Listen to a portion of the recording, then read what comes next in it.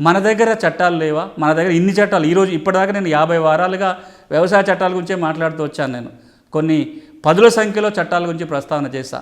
ఇప్పుడు మన దేశంలో తెలంగాణ రాష్ట్ర ప్రభుత్వమో భారత ప్రభుత్వమో పూనుకొని ఎక్కడో ఒక చోట ఒక వ్యవసాయ చట్టాల అధ్యయన కేంద్రాన్ని ఏర్పాటు చేస్తే బాగుంటుంది.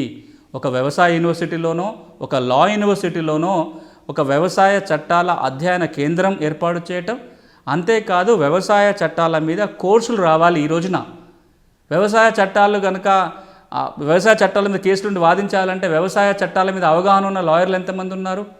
వ్యవసాయ చట్టాల మీద అవగాహన ఉన్న లా ప్రొఫెసర్లు ఎంతమంది ఉన్నారు? ఆ చట్టాలను బోధించాలంటే ఇవన్నీ ఇది చాలా పెద్ద కొరత. నాకు తెలిసి ఈ దేశంలో వ్యవసాయ చట్టాల మీద ఎలాంటి కోర్సే లేదు. ఒక చిన్న ప్రయత్నం వెస్ట్ బెంగాల్లో ఉన్న ఒక లా యూనివర్సిటీ చేసింది.